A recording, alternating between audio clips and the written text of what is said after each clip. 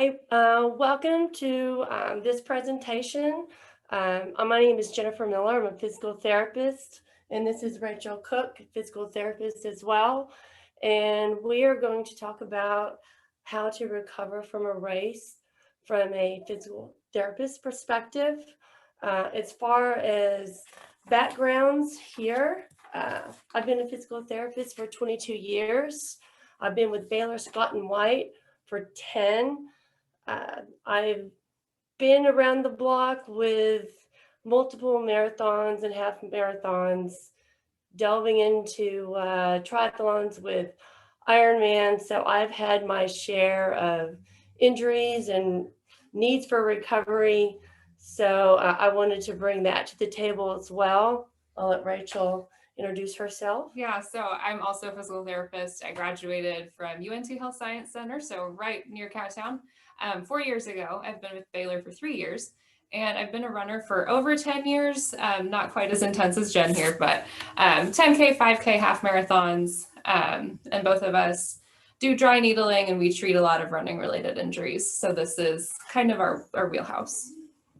Yeah, I'd definitely like to add that we love treating runners here at the clinic, and so this is just a great opportunity to do this for Cowtown. We both have ran and volunteered for Cowtown, so this is our first time to actually do this. So we are super excited. We'll go ahead and get started going over the main key points for our presentation.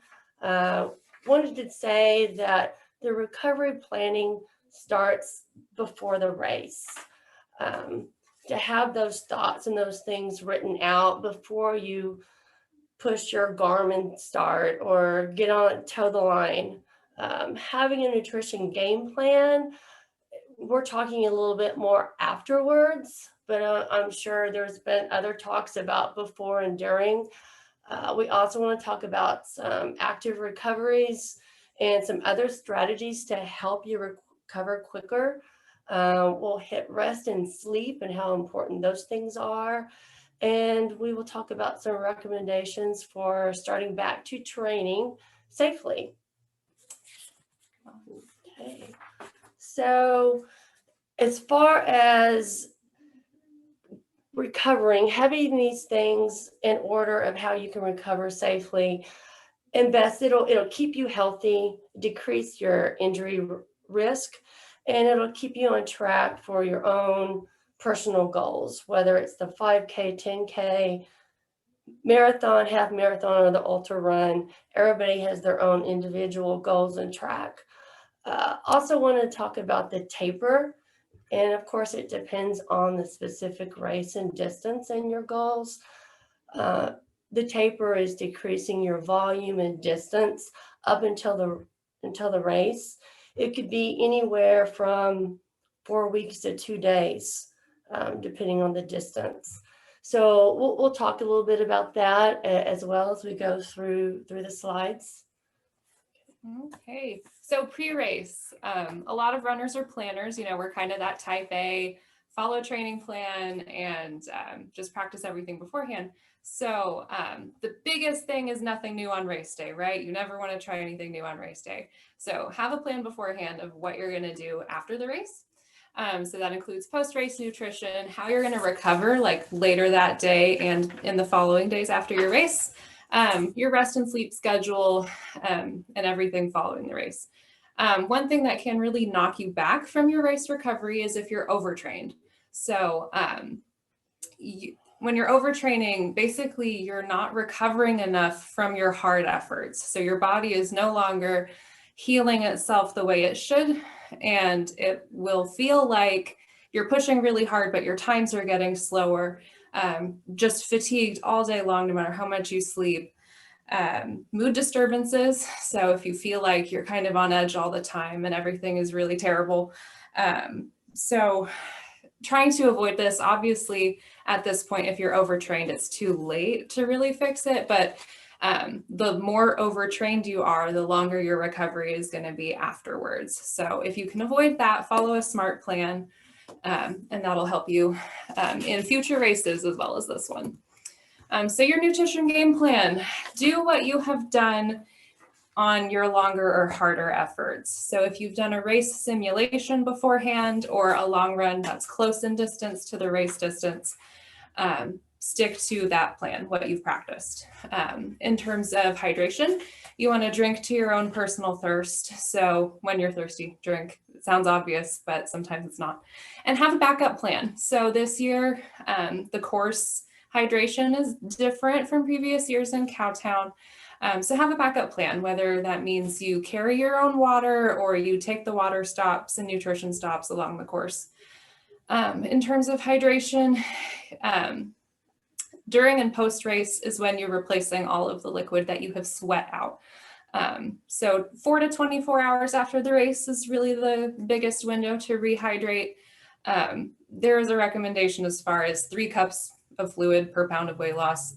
Don't go crazy about that if you don't care too much. And then the other thing to consider is the humidity and the weather on race day and the length of your event. So obviously longer races, more sweating, more fluid loss. Just keep that in mind. As far as fueling, this is also something that will happen both during the race and after the race.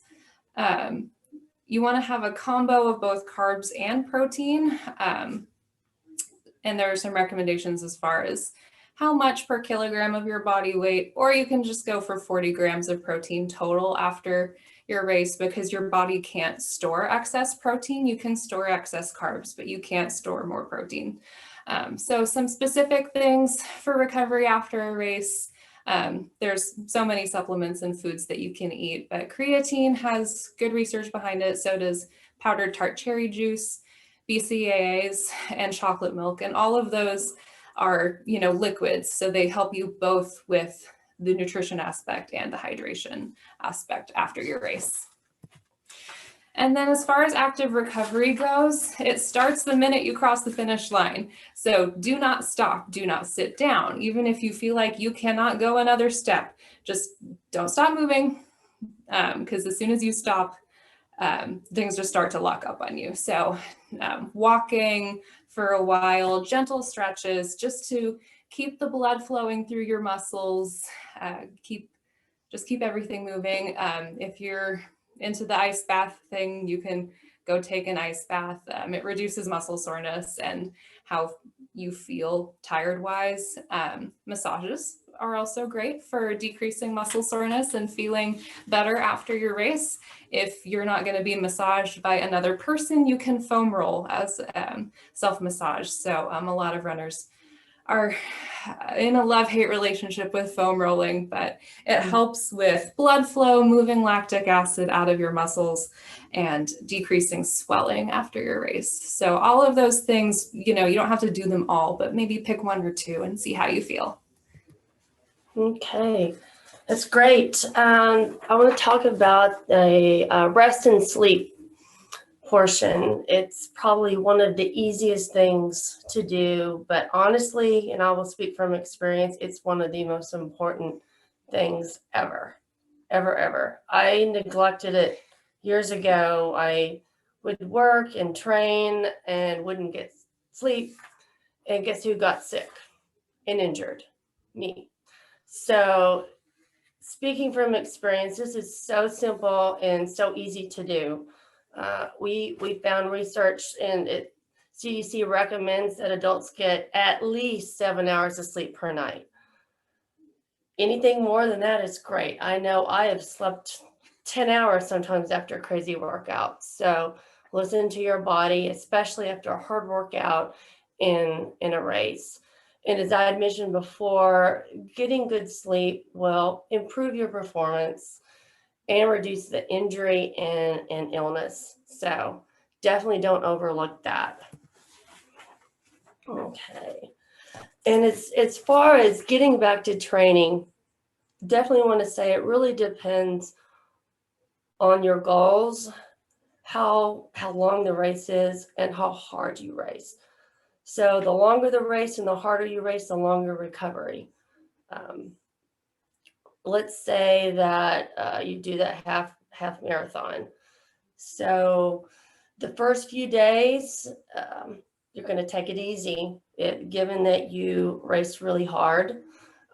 For example, 13 days of maybe some cross training, easy stretches, some of the techniques that Rachel talked about just a few minutes ago. You could do some light running, but I would not return back to any hard training, intervals, hills, weights until that time frame is done. You know, the second phase can kind of be gradually working back into towards your goals, depending on what they are. Another idea is to consider reversing the taper. So let's say you did a 2-week taper and your longest run was maybe 12 miles. And so the week before it was maybe 5 or something. So you would just reverse that and go back up with volume, intensity, and your distance. So I found that, and I thought that was kind of a cool way to gradually get back. It gives you specific, distances that you're going to run and intensities. So we can go to next.